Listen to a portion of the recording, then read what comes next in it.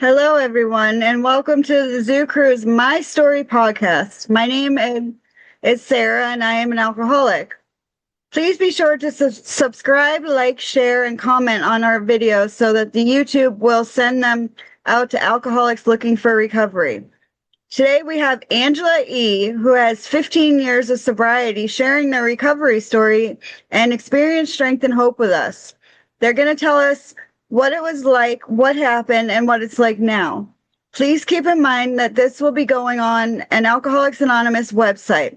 So without further ado, I give you Angela E. Welcome in, Angela. I am alcoholic. I am from Southern California. I currently live in Huntington Beach, and I was born and raised in the LA County area. Um, my childhood, when I was 4 years old, I had bronchitis pneumonia, and I was the fourth child of seven kids. So when I was hospitalized for my pneumonia, my mom couldn't be there in the hospital with me, and that was my first memory of feeling abandoned. My sister was a survivor of molestation, and at 25 years old, my sister told me that she was one of my perpetrators because of the things that were happening to her. And I went through that feeling of betrayal with my siblings. Um, when I was 9 years old, which was in 1980, my oldest sister was killed in a head-on collision.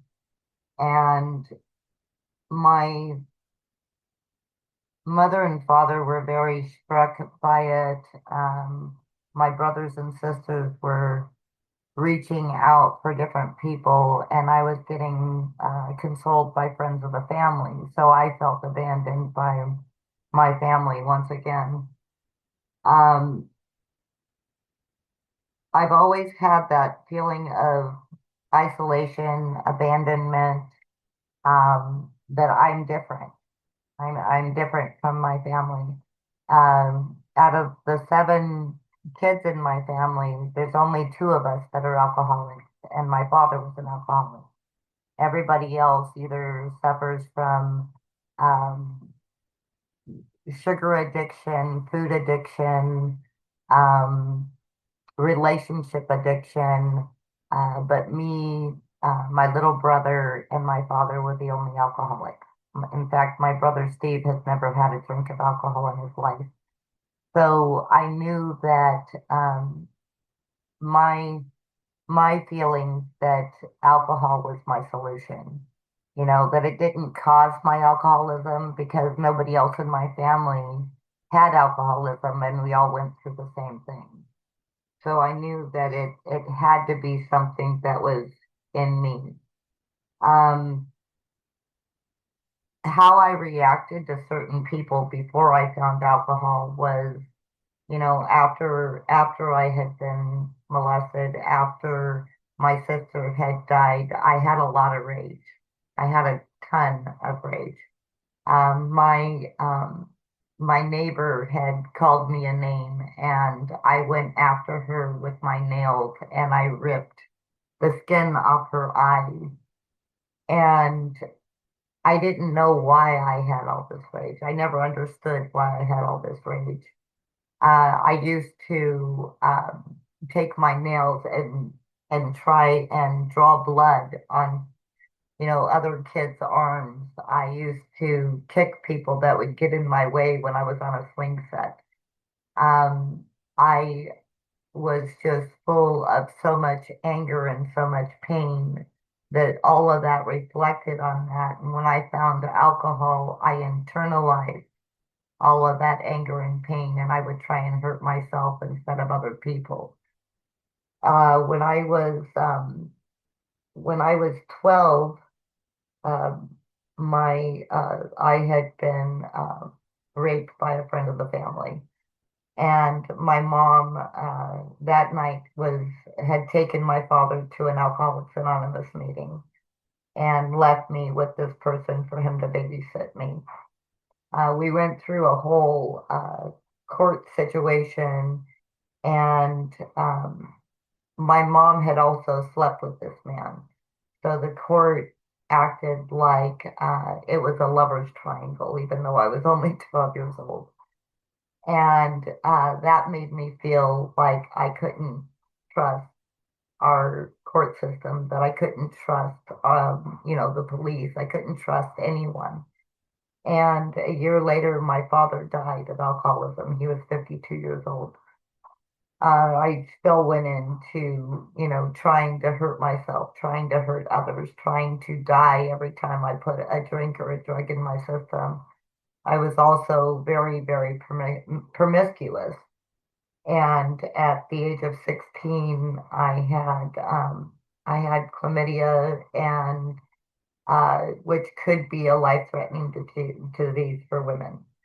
You know, and I went through 2 hospital stays. I was in the hospital twice for 5 days under treatment for sexual transmitted diseases because I was so promiscuous. Um, at 16, my best friend was addicted to crack cocaine, and I was trying to get away from the drug scene. I didn't want to use the drugs. Too many of my friends were dying of overdoses. They were ending up in jail. They were they would get further and further away from me. And my best friend was addicted as well, and she was in a motel room with a drug dealer, and I found myself with a 38 and held it up against the drug dealer's head. My boyfriend picked her up, carried her out of that hotel room. Her boyfriend drove us out of there. No one got hurt. And 2 months later, she found out that she was pregnant. And 9 months later, my godson was born. And she made him my godson because of me saving her life that day. But I got away from all my friends. I ended up with a man that didn't drink and use. And but he was physically abusive. He was emotionally abusive. He was absolutely terrifying, and we were only 2 years apart in age. And we lived with his parents, and every day he would beat and he would abuse and he would mentally abuse. And every day his mother would wash the blood out of my clothes. She would hide all the evidence of what her son was doing to me. And every time I would try and leave, I kept trying to leave. And back then there was no cell phones. So I would try and call the police and he'd rip the phone out of the wall. I would try and run and he would constrain me. And I stayed with him for 3.5 years. I married him, and I married him because he kept telling me that everything I owned didn't belong to me. So once I had his last name, I felt like I had rights in that relationship. He was a dual citizen. He was a citizen of the US and he was also a citizen of Mexico. And I talked him into getting full citizenship. I talked him into leaving to go to the Navy. And the day he left, I filed for divorce, filed for restraining order, and I filed for bankruptcy so that I could get away from him. But then my alcoholism really started. It really took off. And I was a teacher at the time, and I left preschool teaching and I went to go work in a bar because I felt safe. I felt safe working in that bar. I could also drink whenever I wanted, however I wanted, and I was a topless dancer. And every night when I would drink, the manager of that bar would hide my keys and wouldn't let me drive. He never let me drive. And I met my ex-husband in there, my second ex-husband. And and within about 2 months, that husband had gotten a DUI because I was too drunk to drive. And and he was sentenced to 6 months of AA every single day of the week. And I lived in LA at the time, and he told me that if I moved to Orange County and lived with him, that I could live there rent free, that I could go to AA with him and get help, the help that I needed, and that and that I wouldn't have to worry about rent. I wouldn't have to worry about the bills. And he said that if it didn't work out for us as far as a relationship went, he would give me the bedroom and he would take the couch because he wanted me to be safe. And I believed him. And this was, he was the first relationship that I was in that I didn't lash out. I didn't try and kill myself. I didn't try and hurt him or me. And I went to AA with him. And we got sober on July 29th, 1994. And I got a sponsor right away. And I started diving into the steps and I started diving into fellowship. And I started diving into service work. I started an AA meeting in Cleveland National Forest. It was an AA bonfire meeting. I was entertainment director of an AA Alano club. Um, and I struggled. I struggled with my four step. I struggled with going back to all of those memories. I I would have nightmares. I would have hallucinations. I would go through terrors. I every time we would try and be intimate, uh, I would go into a childlike state, and I would get terrified. And I loved this man very, very much, you know. But I was terrified to be intimate with him, and we went through this for 4.5 years of every time we tried to be intimate, I was terrified. I was so scared. And on December 15th of 1999, I took a drink because I couldn't handle it anymore. I took a drink because I wanted an excuse to walk away so that he could have a normal life. I took a drink so that I could give him an excuse to divorce me because I knew I was broken. I knew I was too broken for this relationship. And I relapsed. I drank. And during that time, I ended up with someone who was using heroin that stole my credit card. He put up $30,000 in credit on my credit card, almost drove me into bankruptcy. He destroyed my home. He stole my motorcycle. This was in 3 weeks. 3 weeks, all of this happened. And I came back into the program. I asked my ex for help because I was living in our condo and he ended up having to live somewhere else because I was being crazy. And he came back and he got my motorcycle back and he helped me fix our credit because the credit was in our name and I got sober again. And this was in January of 2000. And in October of 2001, right after 9/11 hit, my best friend John was arrested for molesting a 5-year-old girl.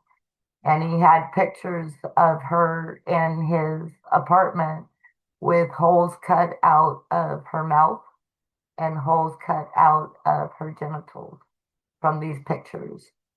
And I couldn't handle it. And one more time, I drank. And I was out from October of 2001 until March of 2003. I got a DUI. I would hit cars in blackouts, which thank God I never got caught for. Promiscuity, once again, just dating and going out with whoever and whatever. And and I found myself back into the rooms on March 25th of 2003. And I tried to dive even more into my recovery. I went to therapists. I tried working on, the disassociation. I was trying to work on, the all the stuff that was happening with, going out with this person and going out with that person. I dived into service. I was secretary of meetings. I was on the welcome committee in meetings. Um, I I had a sponsor that knew my history and my ex's history to try and just help me navigate my way through it. And I went to the bars and I would sing karaoke, and I got together with a man that was married, and I started working for Barbecues Galore in Irvine, and I excelled really, really quickly. I was one of their store salespersons, and then all of a sudden I was assistant manager, and I did very, very well. And in 2009, that was a franchise, Barbecues Galore and franchise and Barbecues Galore corporate ended up in a huge lawsuit battle, and the franchise went bankrupt, and they had to sell all their stores, and so they started laying off people like crazy. And by the time, I think it was like a week before they shut their doors, they laid me off too. And I was completely reliant on that married man. And one more time, I felt powerless. So one more time, I drank with rage. And I was supposed to take 6 years in March of 2009, and I drank it 5 years and 11 months. And during that drinking, um, I I ended up date raped, and I ended up going out with the bartender at the Moose Lodge in Buena Park, and I ended up moving in with him. And everybody in that house was taking prescription drugs. Everybody in that house was smoking pot. Everybody in that house was drinking. And I was the only one out of everybody in that house. And there was, our roommate, he drank an 18 pack a day, smoked weed every day, and nobody ever had to carry him in the house, but they had to carry me in the house. And then, the other roommate, he was drinking and smoking and everything, and he's laying in bed, and he's going to work every day and all this stuff, and nobody had to carry him in the house. And the boyfriend that I was going out with, he's smoking and he's drinking and he's doing prescription drugs, and nobody's carrying him in the house, but I was drinking. My girlfriends were dropping me off at the front door because I couldn't walk and I couldn't drive. I was drinking and using. I was waking up in my fluids on the bedroom floor. I was using. I couldn't walk through the house without falling down. I was the only one there that was completely and utterly just screwed up. And in November of 2009, I think I drank about 3/4 of the bottle. It was a 1.75 of vodka, but I think I drank about 3/4 of that bottle. And I took a bottle of Norco, and I tried to kill myself. And my friend's girlfriend tried to save my life. She kept trying to make me throw up, and she tried to make me throw up. Finally, they just called 911. They gave up, and they called 911. They had the ambulance come get me. And I spent 3 days at College Hospital in Cerritos. And when I woke up that morning in the emergency room, I'm like, what the fuck am I doing here? I don't want to be here. I don't want to live today. Did you guys not get that? I don't want to be here anymore. Why am I here? And I would have these conversations in College Hospital. I'm like, I know you can only hold me for 3 days because my insurance isn't going to cover anything more than that. I don't want to be here. I don't want to live today. No, I'm not going to stop drinking. No, I'm not going to stop trying to take my life. I'm not going to stop trying because I'm done. I don't belong here, and after 3 days they released me and I continued to drink, and New Year's Eve, my nephew left his fiance to come and spend the evening with me. And we sat outside all night and just talked. And I'm buzzed. I'm not drunk, but I'm buzzed.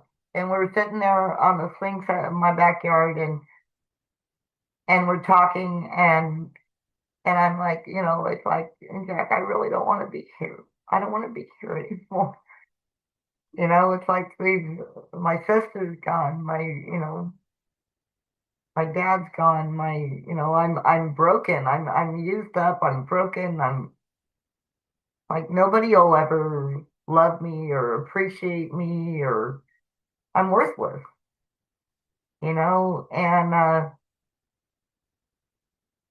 he kept holding on to me and he's like, I love you no matter what. I love you no matter what, and I kept going, March, I'm still waking up on the floor. I'm still getting carried into the house. April 19th, I took 2 morphines and a blackout, drank, I think I had about a fifth of vodka that night, and I woke up laying in my own fluids once again. And I looked up at the bed of my boyfriend, and he's just sitting there shaking his head at me. He's not trying to help me or anything. He's just looking at me, and I'm like, I can't do this anymore. And I packed up a sandwich and a soda, and I put Wolfie in the car. She was my American Eskimo that I had for 18 years. And we went to the grave site where my sister was buried. We went up to Inglewood, and I sat at the grave site and I cried. And I'm like, Marlene, what the hell am I doing? I don't know what I'm doing. And like, I don't have my sister. My other sister's schizophrenic, manic depressive, and she can't even put 2 words together most of the time with, to even hear what's going on with me. What the hell? I don't know what to do, you know?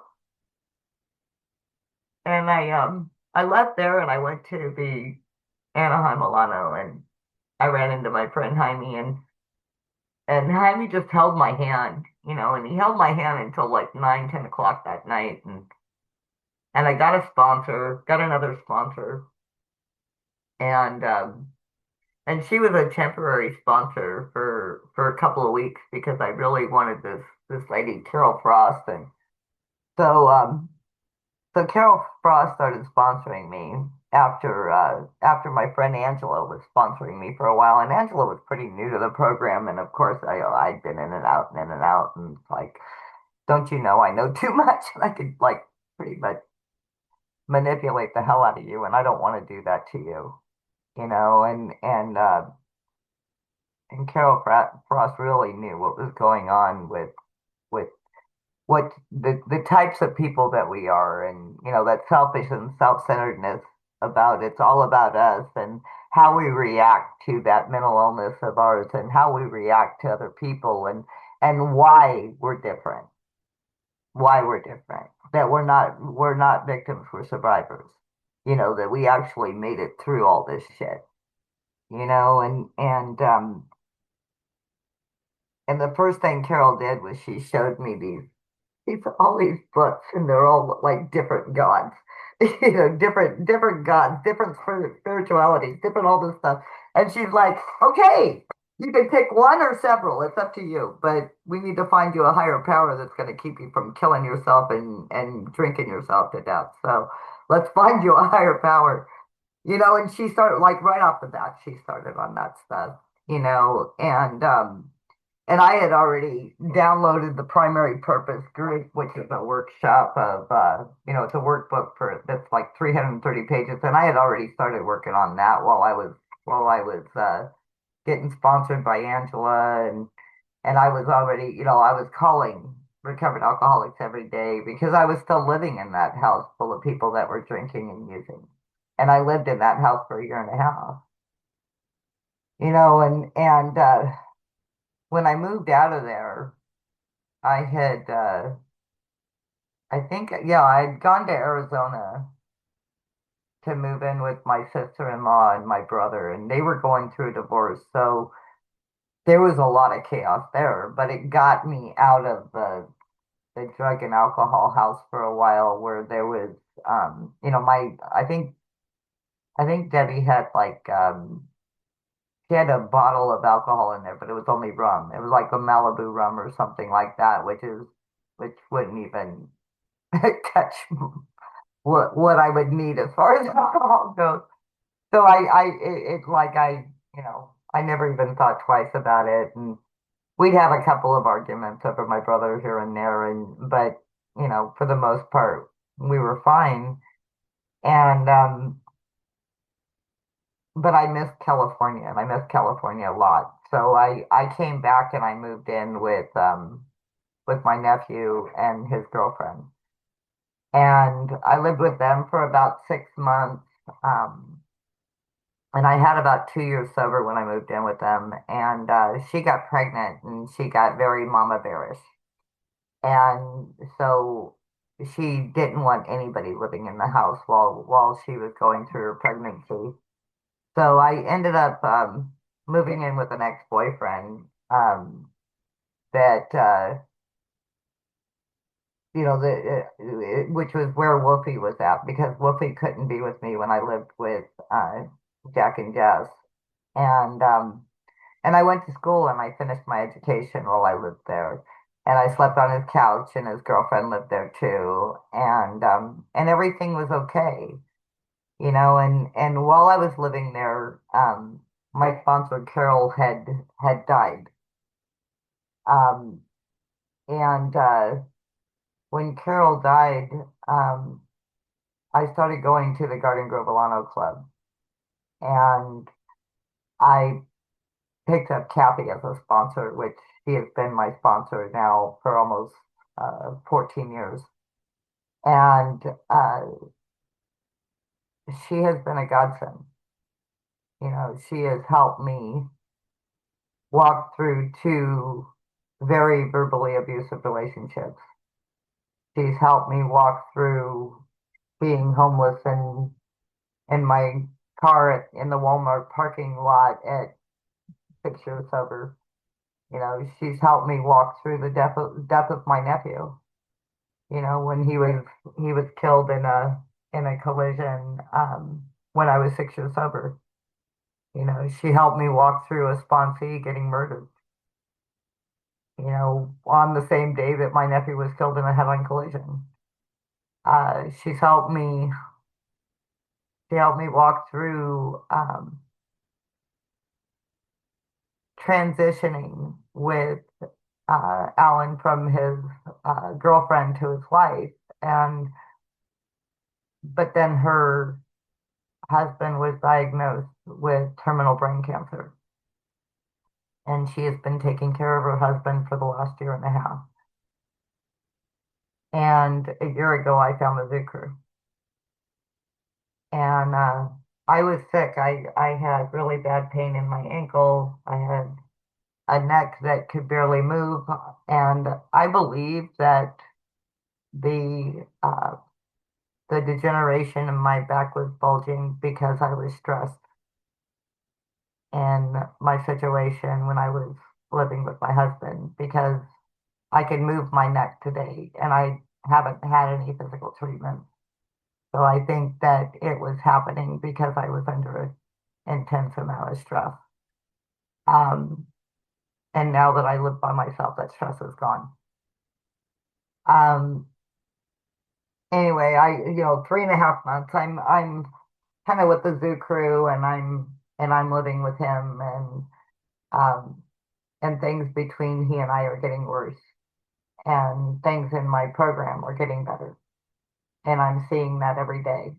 As I'm on the zoo crew, and I'm meeting people like Sarah, and I'm meeting people like John, and I'm like Beth and Shannon and um, Stan and Leland and all the wonderful, wonderful people here at the zoo, and I'm getting phone numbers like crazy, and in April of last year, um, my husband told me that he didn't want to get a divorce, but he wanted me to go sleep with other people, but he didn't want me to tell him about it.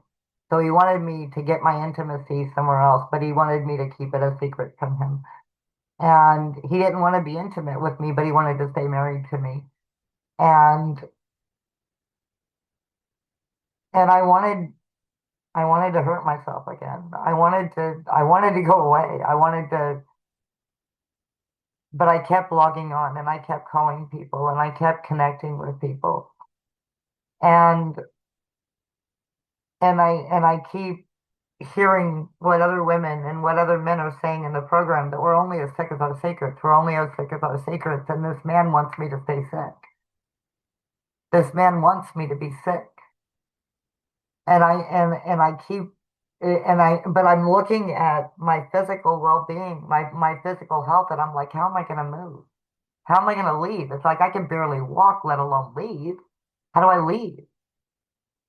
But I'm doing the footwork. I'm working on emotional sobriety. I'm hitting as many meetings as I can, and I'm trying to hit the workshops. And one night, I had I went back to work, and I'm working through the work. In July, I'm going back to work, and I'm working, and I'm struggling with the pain, but I'm working, and I have you guys in the background now, almost full time. And I'm working on my sobriety, and I'm working on my connection with my higher power. And I'm praying every morning, and I'm praying every night, and I'm praying throughout the day, and I'm trying to get through this physical pain. And in August, I was I was really, really physically ill, and there's this girl over at our Moose Lodge, and she's in Redondo Beach, and doing this gig, and 5 minutes before my husband left the house, he said, "I'm going to go see Kelly's gig." And I'm like, "Why didn't you invite me?" And he says, "Because you're too sick to go, and I don't want you with me." And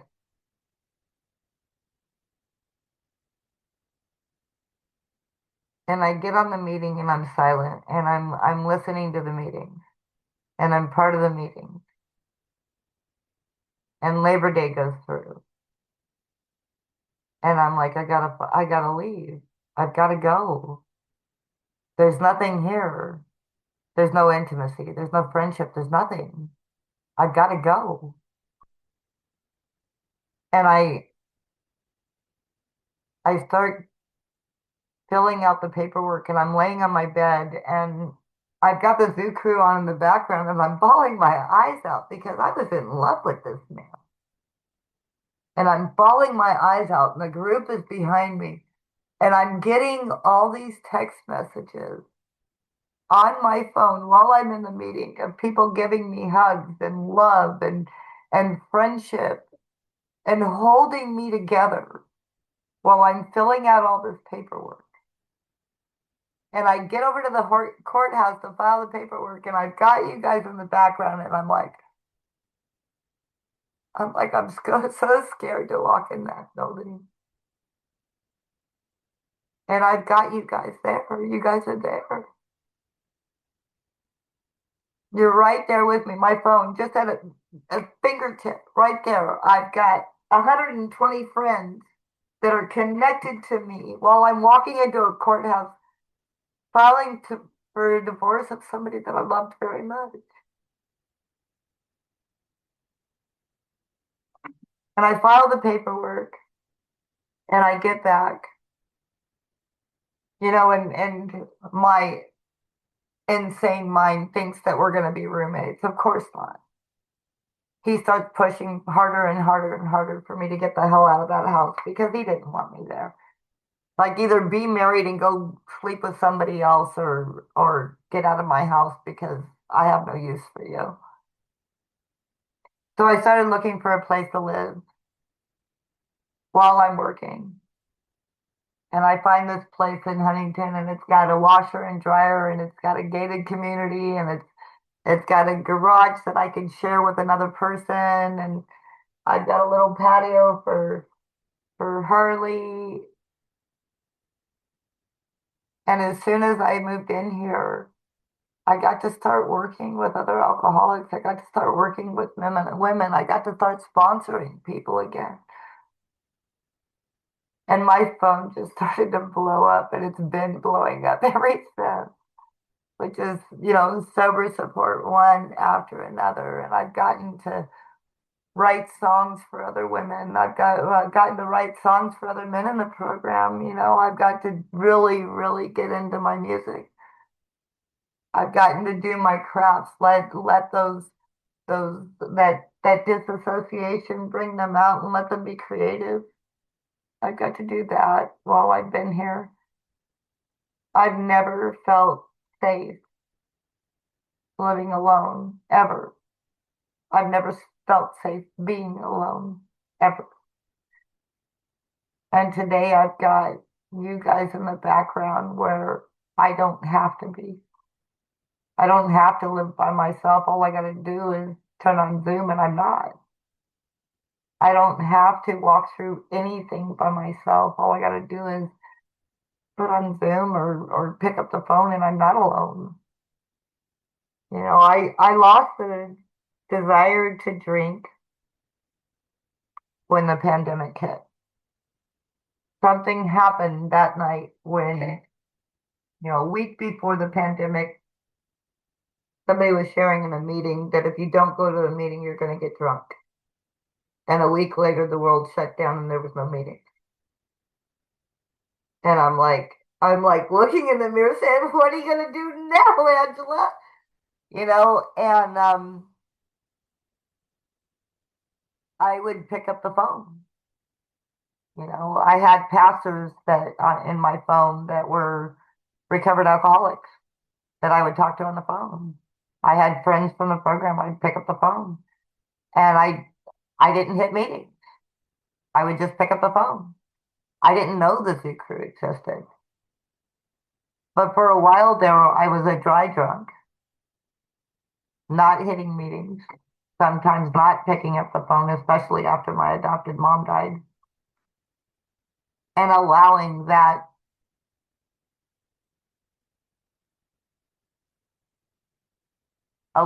my boundaries and my vision of red flags to get the best of me. And you guys came in at that right time. And right now I feel like I'm going all over the place again. Um, I've done a lot of fun things in sobriety too. I got to sing at the Orange County Convention when I was 4 years sober. I've got to be a part of a group called Rock and Recovery here in Orange County, and I have been their coffee girl for the last 14 years, where I serve coffee to about 3,000 people that come in on motorcycles and vendors and all that stuff. And I've had a lot of fun doing that. I got to be a part of the Zoo Crew talent show. Um, but nothing beats the phone calls. Nothing beats the phone calls. Nothing beats those text messages. Nothing beats meeting you guys in person. Oh my God. 3 weeks ago, my head's on Millie's shoulder while we're in a meeting seeing Hector did his 19 years, and that to me makes me feel even more solidified in being a part of the family here with online recovery. It just solidifies it, and on April 20th, I will have 16 years in recovery, and every morning I wake up and I'm doing my third and my seventh step prayer and my 11th step prayer before my feet even hit the ground out of my bed. And then I'm feeding my dog and I'm saying thy will be done before I walk out the door. And when I get in my car, I'm doing a third step prayer for DoorDash. And then if I haven't listened to the daily reflections, I'm listening to the daily reflections. And if I have, I'm putting the meeting on in the background. And I'm more of a part of the women's meetings today. I'm heading a women's meeting, at 10 o'clock, and I'm hitting the women's meeting at noon, and then I'm on the Zoo Crew the rest of the day, the original, and all the other meetings. And I try and be of service where I can, and I try and share where I can. And unfortunately, sometimes I'm on the phone a lot with work because there's issues with apps and there's issues with algorithms,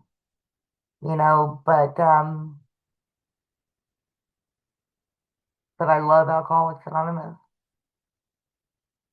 I love having a higher power today. I love having more brothers and sisters than I can even count. I love the fact that I had an adopted mom for 3.5 years, that before she passed away, she was the only one that I've ever had in my life that has shown me 100% unconditional love. And I got that from a member of Alcoholics Anonymous. And alcoholism is I, self, and me. How does somebody show me unconditional love that their last name ends with I, self, and me? That baffles me. And the only way that they could do that is if they work the program, going from selfish to selfless, and I can learn from that. I can learn from that every day, that I have to be selfless in this program, that I have to give it away so that I can keep that serenity, so that I can give it away so that I'm not sitting in a hospital bed saying, why am I still alive today? And this is part of me giving it away to keep it, is to share my story and share that alcohol was my solution. The rape, the incest, the molestation, the deaths in the family, all that stuff didn't cause my alcoholism. It didn't cause it.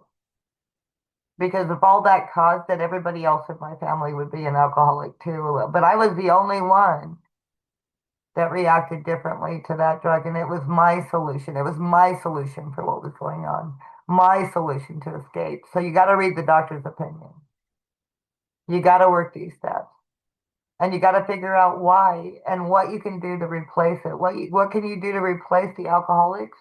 To replace that alcohol as recovered alcoholics, a higher power, a sense of belonging, knowing and trusting that the people here in Alcoholics Anonymous are here to support you.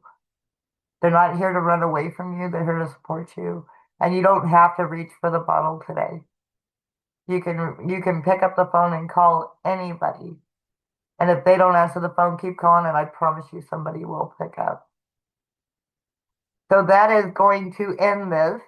Thank you very much, Sarah, for having me. Thank you, John, for letting me be a part of this family. And that's all I got. Thanks. Thank you, Angela. I just have a couple questions. Did do you think that if you didn't have the AA program, that you wouldn't be able to get over some of those traumas that you had in the past? I wouldn't be alive today. I wouldn't be here. You know, I think it was the AA program that kept me alive after I left that hospital in 2009. I think knowing that there was a fellowship for me to go to, even though it took me 5 months to get there, saved my life. You know, there is there is no way I can get through any of the trauma that I've gone through or my disassociation or anything like that without Alcoholics Anonymous. There's no way. I know that from the bottom of my heart, there is no way I could get through any of this without AA. Do you think that